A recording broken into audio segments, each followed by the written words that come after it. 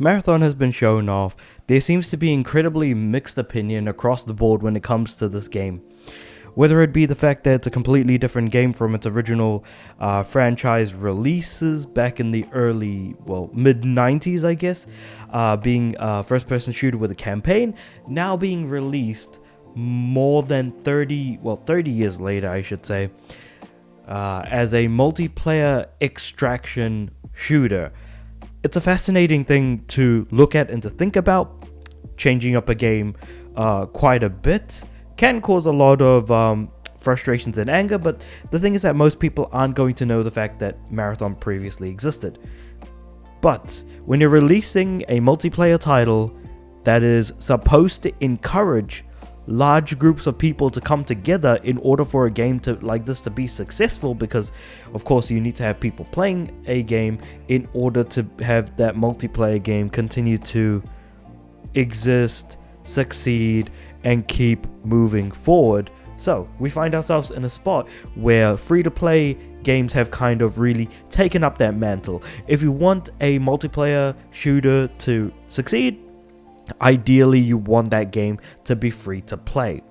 But if you want to be a bit more selective of your clientele, while more people are willing to give a game a shot when it's free, less people are probably going to be doing that when you need to pay for the product.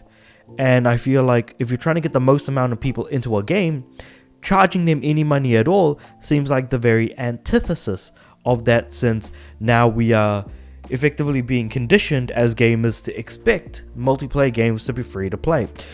If we look at something like Overwatch, for example, people had to pay for Overwatch initially, but then when Overwatch 2 happened, the game went free to play. Lots of games that have had to been paid for eventually went free to play. Rocket League is another good example of this, and another example is Foam Stars, something a little bit more recent. So it's interesting to see that Marathon's director is now trying to explain why the game isn't free to play, even though the immediate assumption is that it probably should in order for the game to be successful. What he says is that everyone has their own definition of what's the right price. But that seems like he's trying to basically wave away the potential criticisms of quality behind a game, because quality isn't the only thing that dictates the price of a game. Some people might look at replayability as a form of value. That's kind of the way in which Nintendo is currently pricing their games at $70, $80, if not sometimes $90, because Nintendo sees the replayable value in that, or that people are going to spend large amounts of hours playing those games, so because of that they're able to charge the game at a higher price. But there is something very distinctly strange, or at least it feels like there's something a little bit off about charging for a multiplayer only title, keeping in mind that you want as many people playing it as possible, and whether or not that price is intended to gatekeep people who might not necessarily stick around for the long haul. But we'll just have to kind of wait and see how all of that goes. So let's talk about pricing for Marathon. I feel like I've really gone around in circles quite a bit. So, developed by Bungie, Marathon is an extraction shooter. The game sees players form crews of 3 to battle up against 18 other players in the zone. Now, Bungie did in fact show off their gameplay, which I did talk about, and I did mention that I'm not a fan of how they're presenting the game, or the fact that it's a multiplayer only title, or the fact that they are in fact charging for it. So, on the Frames Per Second podcast, director of the game, Joe Ziegler, has explained why Bungie's Marathon won't launch as a free-to-play title. We're hoping that we're showing... Okay, wait, hold on. Let me just say that again, because reading is pretty tough when you're also talking at the same time into a microphone. You need to focus and talk. Anyway, just a thing with talking and reading. It's just annoying to try and focus. Moving on. We're hoping that what we're showing is exciting enough that someone is going to take the leap with us. But we're also committed to delivering on seasons past that this will continuously offer to evolve the game without an increase to the box price. That's that's a rich thing to hear, considering that the prices of a lot of other things in the world are almost certainly increasing. That being said, however, if we look at PlayStation's previous titles in the multiplayer space, we look at something like Helldivers 2, charged for $40, extremely successful. Then we look at, say, something, I was going to say incredibly successful, but maybe extremely successful may have been a better phrase to use. Then we look at something like Concord, which was an exceptional failure, charged at also $40. So I think looking at PlayStation's past, this marathon is almost certainly going to cost $40. I could see them charging more for a more sort of deluxe edition of the game, and that's where kind of charging for the game runs into an interesting course where you'll basically not have a single version of the game to purchase. Instead, there'll be multiple versions at launch, and you'll need to pay for one in order to play the game, but also there's going to be more monetization on top of that. And already the monetization in Destiny, which, funnily enough, Destiny 2 was originally a game you needed to pay for, and then ultimately did go free to play around 2019, 2020-ish. I can't remember exactly when, but it was around that time. And on top of that, they've now gotten a lot more greedier with microtransactions, and it seems like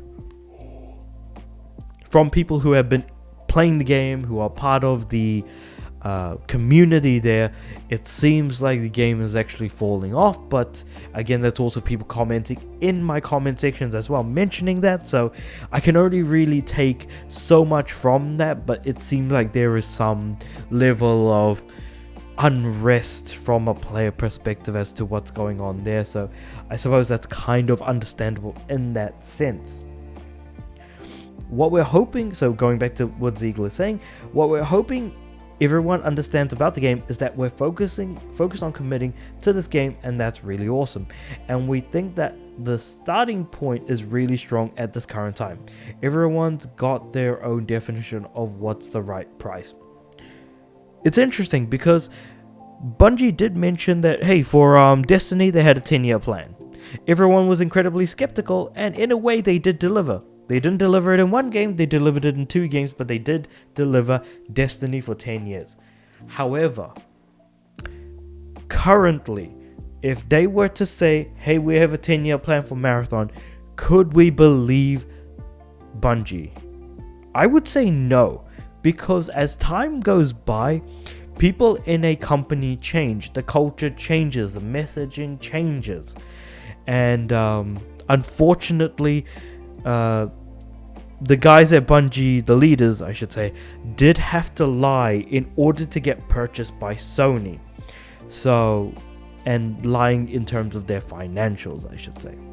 So with all of that being said, I can't imagine a situation where Bungie is going to be able to deliver another 10-year title in the form of Marathon, because it's going to be difficult to see whether or not that's actually going to be successful enough to even last that long, because again, a lot of massive promises are being provided.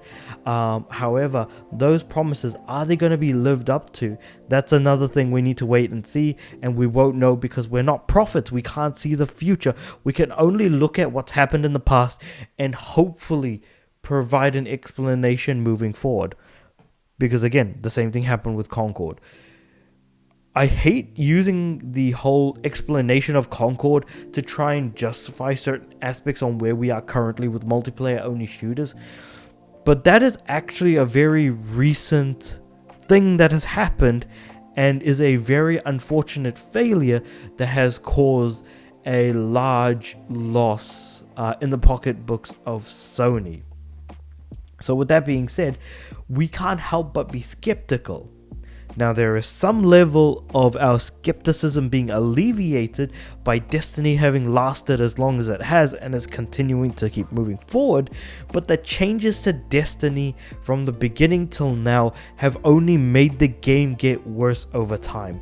So will Marathon start off as a poorly made product initially and be worse further along down the line? Will Marathon actually be a good game and then get worse over down the line? Or will Marathon just fail right then and there? The idea is that it's either going to be bad and get worse, it's going to be bad and immediately fail, or it's going to be decent but then get bad eventually. It feels like all paths lead into the same direction of things are going to get bad anyway, so it's just a matter of seeing how bad things get and also how long it takes before it gets that bad. But maybe I'm also being incredibly facetious in that argument because it doesn't seem like it would work all that well. But that's also an assumption made by myself in this whole discussion. So I guess at the end of the day, I'm trying to figure out what on earth is going on here, but also based on everything that's happened regarding not just how long Destiny has lasted, but also Concord's failure, how Marathon is going to last, because again, the sci-fi aesthetic, some people love the art style and don't, I don't want to yuck your yums or anything, but at the end of the day, I'm just not feeling that particular, pseudo-futuristic art style. I'm more of the kind of guy that would much rather be playing Payday 2 right now. If I were to play a live action game, no. If I were to play a first-person multiplayer centric shooter, I feel like I would have a lot more fun there. And the fact that there's no single-player mode or no way of being able to play solo, just to me is honestly kind of unfortunate. But as of right now, what we do know is that Marathon is set to release on PS5, Xbox Series S and X, and PC, and will not. The game won't require players on other platforms to sign for a PSN account. Bungie has confirmed. So hey, at least you don't have to, create a PSN account, and maybe Marathon could be sold on PC via Steam to more countries, because of course when a PSN account is required for a game, it's just going to be automatically delisted from those countries anyways.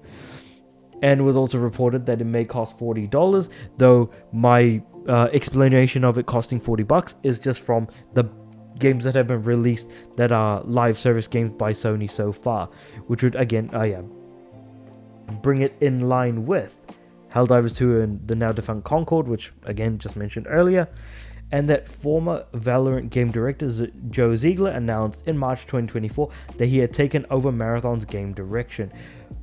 But again, Valorant is also another game that I can't say I feel particularly good about being on the resume of someone who is looking forward at moving Marathon forward. Because when it comes to monetization, that's also a huge thing there as well. And people being skeptical of the actual monetization, I think everyone has every reason to be worried about. But with all of that being said, however, let me know what you guys think about all of this in the comments below. Please like the video if you liked it, subscribe to the channel, and of course, because you've watched the video till the very end, that is the best thing that you can be doing for the channel, and I do really appreciate it. I feel like I just don't really say that enough.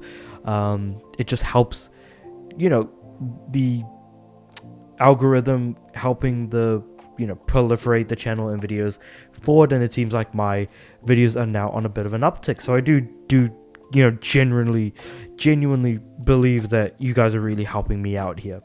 But with all that being said, however, I do upload every day, so I'll see you guys tomorrow.